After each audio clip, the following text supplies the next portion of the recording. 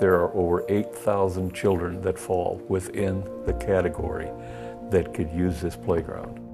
More citizens will have the opportunity November 6th to approve a universally accessible playground, allowing all kids, even those wheelchair-bound, the opportunity to play at the park. And later, but I'm truly honored and truly excited to go to Miss America. It should be a lot of fun. Moore will be well represented at this year's Miss America pageant. Moore High School graduate Alicia Clifton will be competing in the pageant as Miss Oklahoma. Stay tuned, it's all coming up right after this.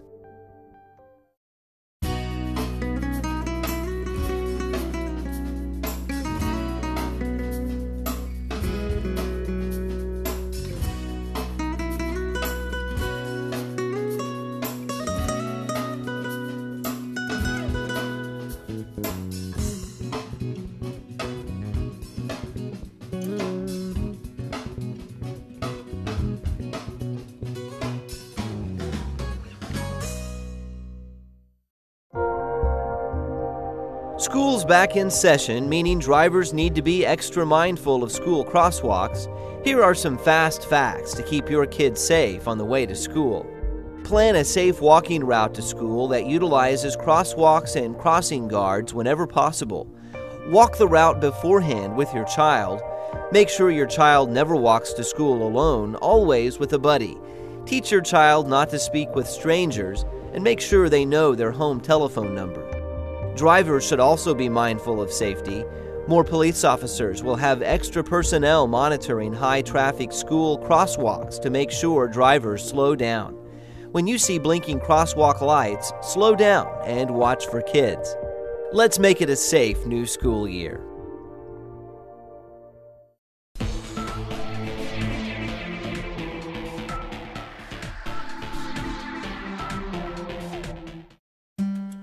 For Lydia, most mornings are spent in a medical setting, working with therapists to help her cope with the symptoms of epilepsy and cerebral palsy. It's challenging work each day and not necessarily fun. Her options for fun outside of therapy are fairly limited to things she can do at home with her family. But what if she could get out and play like a regular kid? What if she could do something as simple as playing at the park? And for her to have the wind blow in her face just lights her up. She smiles and she claps and she shrills, and it's just a constant, moment of happiness for her. There's no surgery, there's no sadness, there's no pain, there's no, people in white coats. It's just freedom for her. So kids that get to go out and ride their bike, it's their moment of freedom, and for her to get to sit in a swing and have the wind blow through her hair, it's a perfect moment for her. But those perfect moments are hard to come by for kids with disabilities in Oklahoma. Most playgrounds, like the one you see here, are not designed in any way for special needs kids. In most cases, they're completely inaccessible. In fact, the closest fully accessible handicap playground to Moore is in Dallas.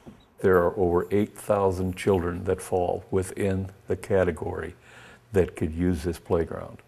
There have been several playgrounds built in the state that have some aspects that are universally usable, but none are truly 100% accessible for handicapped children. That's a problem not only for kids with severe disabilities like Lydia, but even kids who are trying to gain lost ground, like Angelina and Ronnie's adopted nephew, Nico, recovering from leukemia and meningitis. So now he's having to relearn how to do everything all over again, which he's regained most of it except for the mobility part, the part to walk. While Nico can get onto regular playgrounds, it's definitely a challenge and doesn't present the mobility options that a universally accessible playground would, limiting his ability to interact with friends. All the time he's always asking to hang out with his friends and go different places, and a lot of times he's not able to do that because wherever they're going they don't have the handicap accessibility, or it's something that he's not able to do. So I think it'll be really good because then they can play together and they're not in separate spaces or separate areas. I think that's really important. He wants to do everything that a normal kid does. Yeah. And I don't want to take that from him.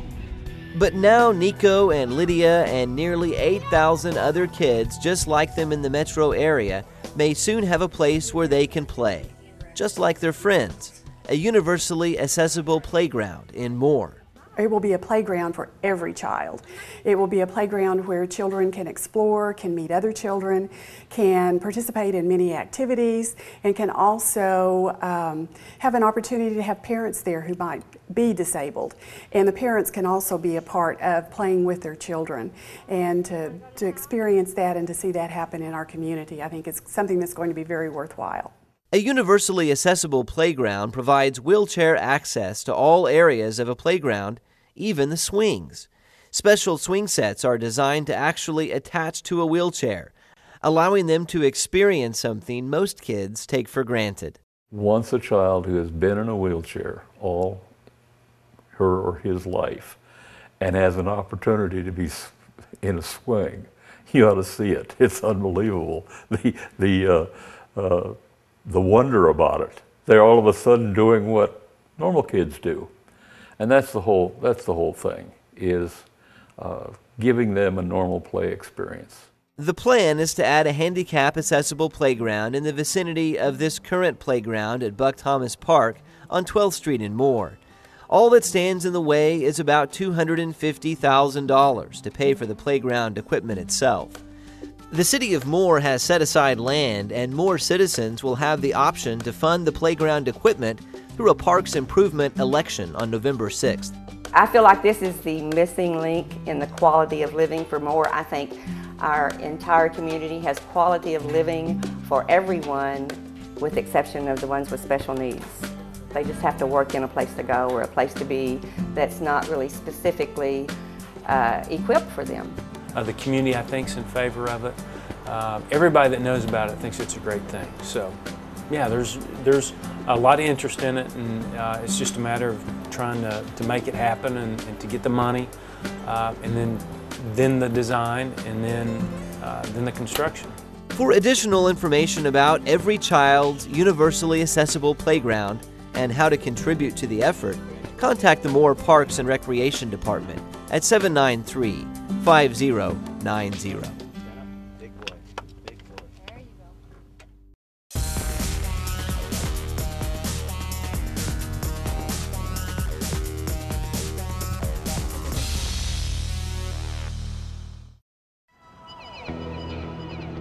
The Moore City Council recently approved plans for the final Five for the Future GeoBond Road project, which will revamp Broadway Avenue from 5th Street to 18th Street.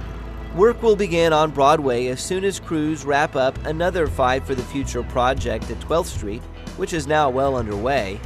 Another GeoBond project, signalizing the complicated intersection of 5th Street, Telephone Road, and the I-35 Service Road, is now complete.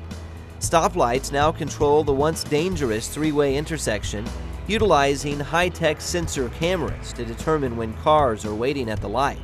City officials will continue monitoring traffic flow through the intersection to get the lights timed just right. The roadway along 5th Street has also been completely resurfaced.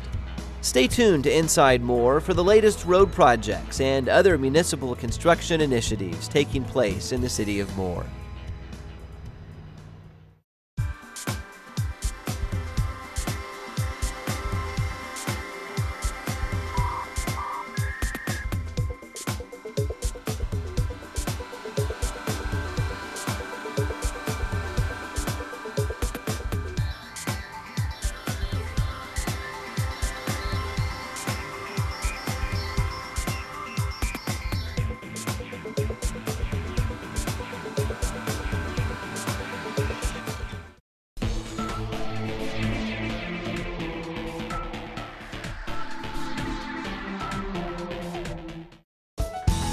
Moore High School graduate Alicia Clifton likes to dance, tap dancing in particular. It's always been my favorite. I think tap is the most unique form of dance just because not only are you dancing to music, but you're creating your own music with your feet. Since the age of 9, Alicia's had a penchant for dancing and winning trophies. A quick glance around her parents' home makes that abundantly clear. And these are a lot of the plaques that she's won over the years, and as you can see going up the steps, they've also given us a lot of trophies. It was getting to the point where we were hoping she wouldn't win any more trophies because we just didn't have any place to put them. She's got them upstairs, and they're in the bedroom and out in the storeroom, and we've just been overrun with trophies. But the Clifton household had no trouble finding room for Alicia's most recent trophy, or crown, as it were. There she is, Oklahoma, Miss Oklahoma 2012, Alicia Clifton. There's just this feeling that you get that you know that it's you, that it's going to be you. So it was one of the most rewarding experiences of my life. If you watch the video and see when I was getting crowned, I'm pretty much hyperventilating. I was like, where's my inhaler right now? Because I was so excited and just so overcome with emotion. It's such a weight that's lifted off of your shoulders. And it's truly one of those moments that you want to remember everything, but you can't because you're just so excited and so just confused and happy and sad and crying. And it's just a roller coaster, to say the least. And the roller coaster isn't over yet. Alicia will now represent Oklahoma this January at the biggest pageant of them all, Miss America. But I'm truly honored and truly excited to go to Miss America. It should be a lot of fun. What you got to do is, as I was saying, work on every element that you have, working on your talent, working on your bathing suit, working on your interview skills, and just really, I think, having a piece about you, understanding that whoever's supposed to be Miss America will be Miss America, and if that's not supposed to be you, that's okay, because you get to come back home and be your state title holder. And you know what? I don't think there's anything wrong with being Miss Oklahoma. That's something that I've always wanted to do. So no matter how it goes in January, I'll be just happy with the results. In the meantime, being Miss Oklahoma has its perks, like a car, a crown, and the opportunity to share her platform across the state. So my platform, Tap into Lifelong Volunteerism. TAP stands for Time, Action, and Passion, because I think those are 3 things that you need to have whenever you volunteer. So be thankful for what you have, okay? So let's all get up and let's do it one more time. Despite her busy schedule as Miss Oklahoma and preparations for Miss America, Alicia still makes time to work with dance students, helping them perfect a craft that has taken her to such heights. Sometimes I'll take my students and we'll go to, veterans homes or to nursing homes to put on a show for the people who are living there. So like I said, it's just about finding what you're passionate about, something that you enjoy doing. That way you can just share your love of what you do with other people. There's something else you should also know about Alicia. Should she win the Miss America pageant, it won't be her first national or even international title. She is actually in the Guinness Book of World Records for doing the most pirouettes at one time, 36 in a row. Here you can see the original video where she won the title. With all of these trophies and accolades, and now the Miss Oklahoma title, Alicia almost makes all of this look easy. But when it comes to high-level pageant competition, she'll be the first to tell you it's no cakewalk. You have to work schooling, you have to work in practicing your talent, working with your platform, working in your community, and finding dresses and things to wear, working on your interview skills. There's so many elements that go into being a part of a pageant and competing in one that most people don't realize. They think that we just, hairspray our hair, wear Vaseline on our teeth, and walk out on a stage. But truly, there's so many more elements that go into it that really makes it such a tough competition, especially here in Oklahoma. I think Oklahoma has the best pageant system there is, and it's because so many girls work so hard to truly try to be the best Miss Oklahoma they could be. Will Alicia's hard work pay off in Las Vegas this January at the Miss America pageant? Knowing Alicia as I do, she's going to go to Las Vegas and she's going to give it her best, as she always does. And whatever happens, happens. We're going to have fun in any case. We'll enjoy the trip.